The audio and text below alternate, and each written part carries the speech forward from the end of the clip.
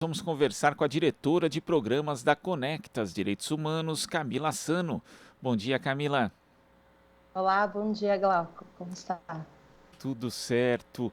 Camila, o texto de uma nova lei antiterrorismo de autoria do deputado Major Vitor Hugo foi aprovado na Comissão Especial da Câmara no final de setembro e houve uma tentativa de colocá-lo em apreciação por meio do regime de urgência. Acabou não acontecendo, mas a possibilidade ainda existe dessa proposta 1595/2019 ser votada no plenário a qualquer momento. Como você analisa essa proposta, Camilo? O Brasil, que tem uma lei antiterrorismo que entrou em vigor em 2016, precisa de uma nova norma sobre esse tema?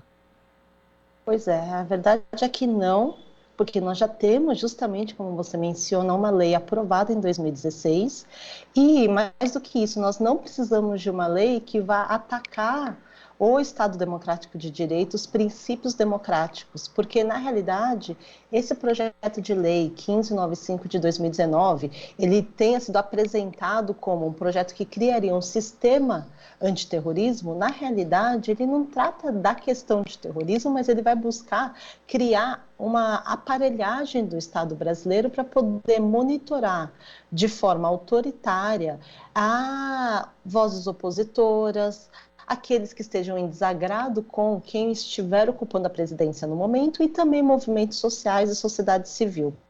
Então, no fundo, esse projeto 1595, ele vai tratar de ampliar competências autoritárias na mão exclusivamente da presidência da República. Então, é por isso que várias entidades da sociedade civil têm se mobilizado contrariamente a esse projeto. São alguns pontos, Glauco, que nos preocupam com relação ao texto que já foi, como você bem disse, aprovado na comissão especial e que foi pautado na semana passada para que o seu requerimento de urgência fosse votado. Isso não aconteceu na quarta-feira, mas ele voltou para a pauta da quinta-feira. Acabou não sendo tratada essa questão na quinta-feira, mas ele já figura na pauta do plenário da Câmara dos Deputados para essa semana agora.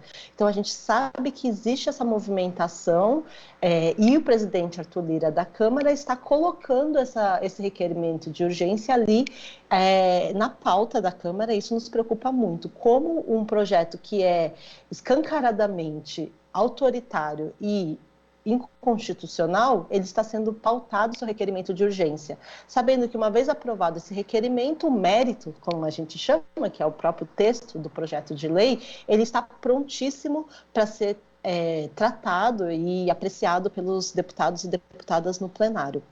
Então, a urgência vem desse movimento do presidente Arthur Lira de ter pautado o requerimento de urgência, e também a urgência desse debate, da preocupação, vem do conteúdo mesmo. Então, eu tenho feito essa discussão com várias entidades da sociedade civil e nós, na Conectas, temos pelo menos destacado 3 pontos principais de preocupação desse projeto de lei.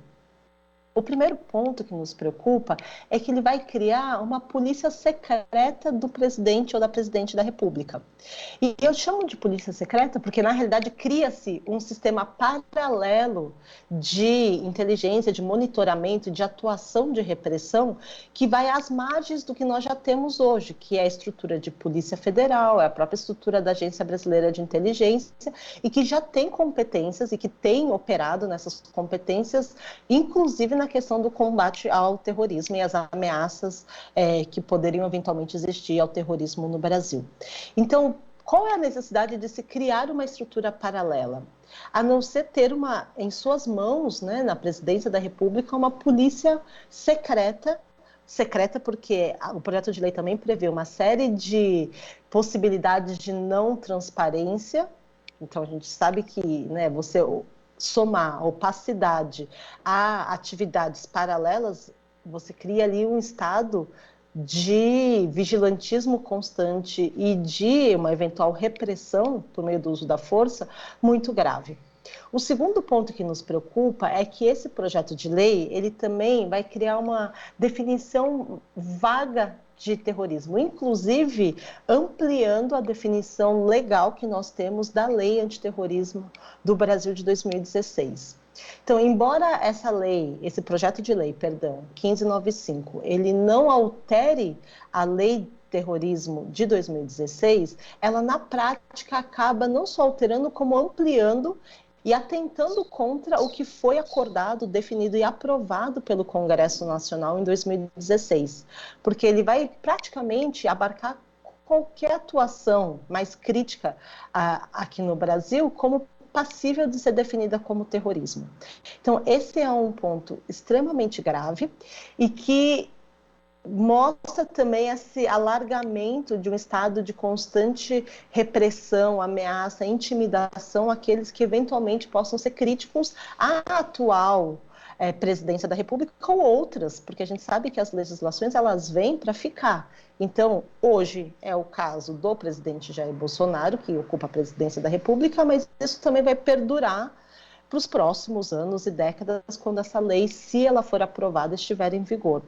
E o último ponto que nos preocupa sobre o texto em si do projeto de lei 1595 é a chamada, já velha conhecida nossa, tentativa do atual governo Bolsonaro de apresentar e aprovar a chamada excludente de ilicitude, que nada mais é do que uma licença para matar, porque ela permite que forças de segurança possam, num suposto uma legítima defesa que não é respaldada na legislação, tirar a vida de pessoas e que não tem que responder a isso. Então, a impunidade ela ficaria ali como regra.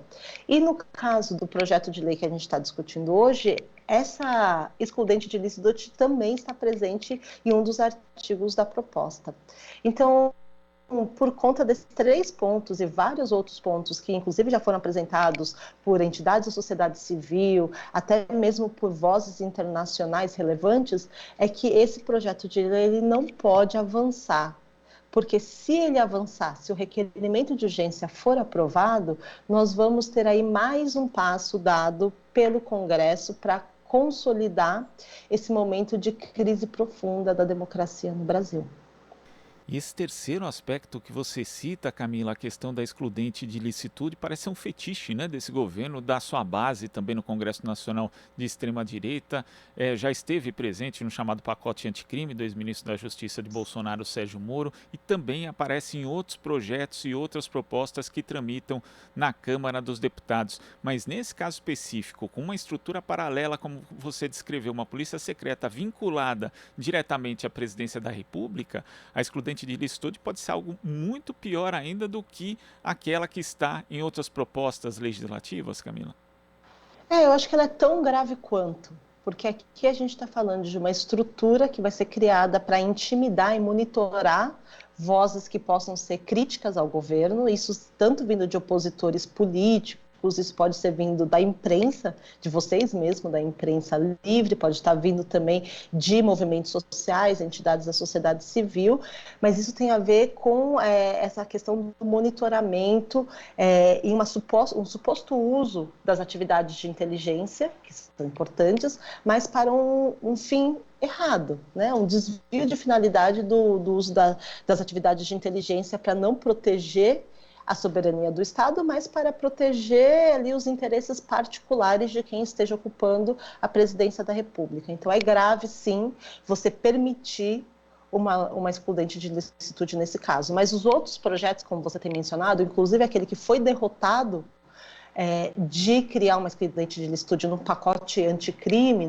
que foi encabeçado pelo então ministro Sérgio Moro, também é gravíssimo, porque a gente está falando de uma autorização para matar para aqueles policiais ou agentes de segurança pública que estejam atuando nas operações de segurança pública e que vão afetar pessoas, sobretudo pretas, pobres e que vivem nas favelas e nas periferias. Então, imagina se a gente já tem, sem a excludente de ilicitude, Jacarezinho e Salgueiro, imagina com uma excludente de ilicitude se essa letalidade policial, essa anuência de pode matar que o Estado já dá, se não desse, nós não teríamos tido essas chacinas, de novo, de Jacarezinho e Salgueiro, essa autorização para matar, ela vai estar ainda por cima respaldada numa lei, uma lei inconstitucional, mas uma lei. E isso vai acabar estimulando ainda mais o aumento da letalidade, e infelizmente o Brasil já é um conhecido de país que tem uma das polícias mais violentas e um dos índices de letalidade policial mais alto. Em relação a isso, também fica o questionamento do controle dessa tal polícia, né? Porque, como você mencionou, no Brasil nós já sabemos que há dificuldade, inclusive quando existe a previsão legal, vide o que acontece em relação às atividades policiais rotineiras, né? Como dessas operações que a gente vê, por exemplo, no Rio de Janeiro, mas nesse caso há uma previsão de algum tipo de controle efetivo ou isso sequer é mencionado no projeto? Não, isso não é previsto. E não é à toa que isso não é previsto, né? Esse é um projeto que vem da base do governo, ele é de autoria do deputado Major Vitor Hugo, que tem esse papel proeminente de representação dos interesses do governo na Câmara dos Deputados. É um projeto que o presidente Bolsonaro já fez menção a ele em uma de suas lives, em várias de suas lives, na realidade. E é um projeto que, inclusive, ele foi, quando Jair Bolsonaro era deputado federal, ele apresentou um projeto muito similar a esse. Como ele não foi mais eleito deputado, né, acabou sendo eleito presidente, esse projeto de lei de autoria do então deputado Jair Bolsonaro foi arquivado e foi apresentado, então, depois o projeto de lei pelo deputado Major Vitor Hugo, que bebe basicamente da base do texto do hoje presidente Jair Bolsonaro. Então, a gente sabe que não ter um órgão de fiscalização faz parte, inclusive, de uma forma de entendimento de como conduzir a coisa pública do atual presidente, que é querendo eliminar órgãos de fiscalização, não entendendo que isso faz parte de uma vida democrática saudável, quando há órgãos que fazem esse controle e fiscalização de outros órgãos executivos, executores, para que justamente a gente consiga ter melhores políticas públicas, melhores decisões públicas. Então, basta ver, quando ele não consegue eliminar órgãos de fiscalização, o que o presidente Bolsonaro tem feito é minar a capacidade desses órgãos de atuar no seu papel de fiscalização. Basta ver o que está acontecendo com o IBAMA, com a FUNAI, com o próprio Ministério Público Federal. Então, essa lógica de tentar ou eliminar ou enfraquecer a ponto de tornar praticamente inoperante órgãos de controle e fiscalização é algo que atenta contra princípios muito básicos da democracia, mas que infelizmente também tem se mostrado uma prática recorrente do nosso governo. E diversas organizações representando polícias de todo o país, também integrantes do Ministério Público e do Judiciário, já se manifestaram contra essa proposta justamente pela criação dessa nova estrutura, dessa nova polícia. E às vezes a gente vê ali algumas das entidades, inclusive, elas são sempre, em geral, adeptas, né, ao recrudescimento do punitivismo, mas nesse caso, nem elas estão do lado do governo. Então fica a pergunta, Camila, a quem interessa, a quais setores interessa esse projeto de lei que institui uma nova legislação sobre o antiterrorismo no Brasil? Essa é uma ótima pergunta, porque eu só vejo esse projeto de lei interessar aqueles que não têm apreço nenhum pela democracia, por uma sociedade civil que possa ser livre, que possa viver sem o medo de estar sendo perseguida, sem ter medo de estar sendo constantemente vigiada. Então, você bem disse, né, são várias entidades que já estão se manifestando contra. Nós, inclusive, temos manifestações públicas de associações de policiais contrários a esse projeto, justamente porque existe já uma estrutura de inteligência, monitoramento e repressão a eventuais tentativas que possam, pela lei de 2016, serem enquadradas como terrorismo. E a necessidade de criar uma estrutura nova, ela não existe. Então, de fato, uma estrutura nova, ela deveria servir a algum interesse muito particular e personalizado de quem está muito interessado e, pelo que o projeto nos coloca, é de alguém que não quer que exista a liberdade de crítica, a liberdade de imprensa, a liberdade de associação e assembleia da sociedade como um todo aqui no Brasil. E não é só associações e entidades brasileiras lá que têm se posicionado contra. Nós já chegamos ao nível de que o escritório do Alto Comissariado da ONU para Direitos Humanos enviou uma carta formal à Câmara dos Deputados se posicionando de forma muito preocupada com relação ao projeto 1595. Então, para a gente ter esse movimento do Escritório de Direitos Humanos da ONU se dirigir ao Parlamento brasileiro, já mostra essa preocupação e o quão grave é o projeto.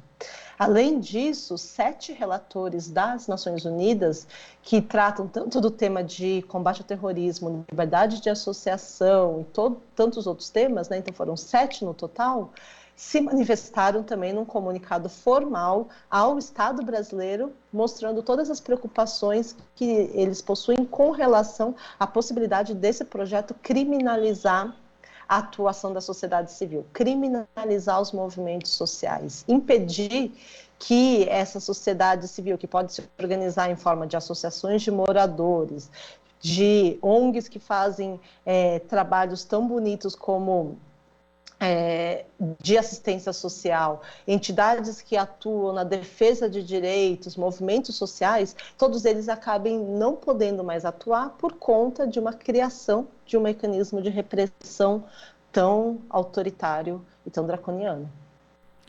E um projeto draconiano autoritário que pode vir à votação a qualquer momento. E nesse sentido, Camila, como tem sido a articulação dos movimentos para tentar barrar esse projeto no Congresso Nacional? São muitos diálogos com parlamentares, mas também muito debate público sendo feito sobre esse projeto. Nós estamos entrando no ano crucial para a democracia brasileira, que é um ano eleitoral. Como aprovar um projeto de lei ou o requerimento de urgência, né, que é o passo 1 para imediatamente o projeto ser pautado, no momento, assim, quase no apagar das luzes já do ano legislativo de 2021. Como fazer isso no momento em que a pandemia ainda está presente e, por conta disso, muitas restrições à Câmara dos Deputados e ao Senado Federal de acesso físico aos prédios.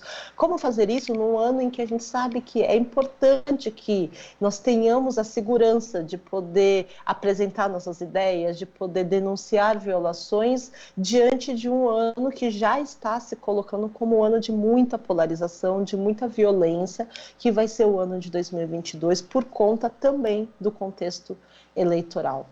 Então, existe uma mobilização, uma sensibilização por parte de vários partidos também sobre a gravidade desse projeto de lei. Mas também existe uma preocupação, inclusive de governantes, de como que esse projeto, se aprovado e se virar uma lei, pode inclusive prejudicar ainda mais a imagem e a credibilidade do Brasil internacionalmente. Nós não podemos esquecer, o presidente Bolsonaro, o Brasil foi convidado a participar da Cúpula da Democracia, que começa agora, dia 9 de dezembro, nos Estados Unidos. Vai ser ainda um formato virtual, mas a convite do presidente Joe Biden, alguns países foram convidados para a Cúpula da Democracia.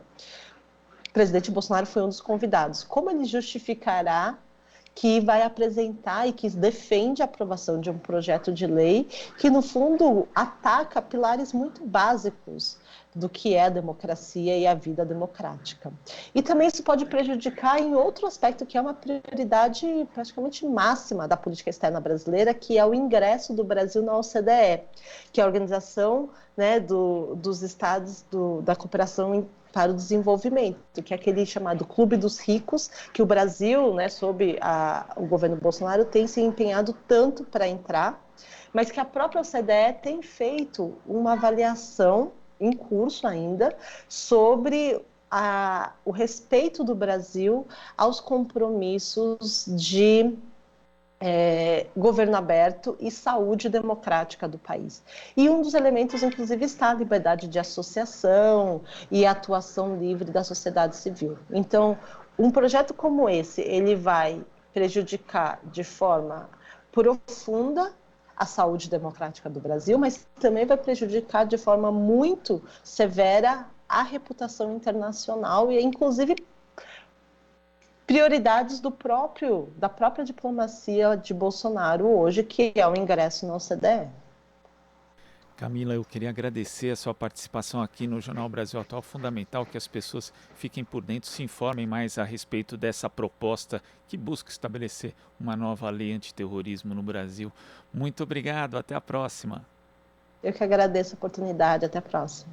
Conversamos aqui com a diretora de programas da Conectas Direitos Humanos, Camila Assano. Você está ouvindo Jornal Brasil Atual.